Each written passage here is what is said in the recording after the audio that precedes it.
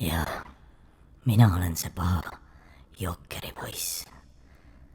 Aga oleme ausad, vaatame korraks pilgu ülesse sinna, kes meid juhivad, poliitikud ja kaupmehed. Kui puhas töö seal käib juba sajandeid.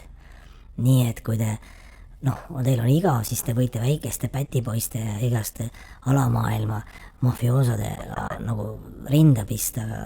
Halvad uudis on see, et ülevalpool on veel peenem ja hullem mäng 500 korda.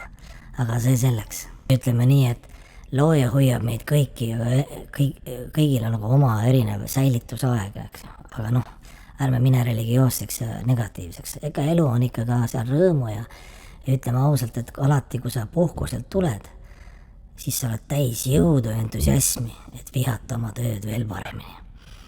Esmaspäeval ma pakun välja, peaks inimene puhkama, teisipäev peaks olema, et siis on ettevalmistus, kolmapäevaseks tööpäevaks, siis kolmapäeval töötame, neljapäeval puhkame töös, siis reedel on ettevalmistus puhkepäevadeks.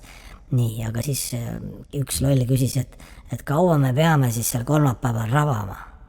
Kolmapäeviti veel siis ravama iga kolmapäev, et selline küsimus tuli. Võt see on õige lähenemine, eks ju. See maailm on niimoodi tehtud, et kõigile jätkub kõike.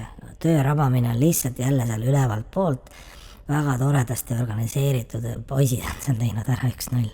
Ja see väike protsent, kes elab väga ilusti ja rikkalt, eks ju, me ei saa neil seda ära keelata, see on nende karma, aga me saame natuke segada nende ilusat elu, eks ju, selle klipigagi. Nii, vanasõna on väga head ja aforismid, et öeldakse, et kes pärast naerab viimasena, aga ütleme, lahti seletatuna tähendab seda, et kes pärast naerab, sellel on kõige vähem ajusi või ta ei jaga laksu lihtsalt, sellepärast on hilja alles jõuab kohale tal juhtmed.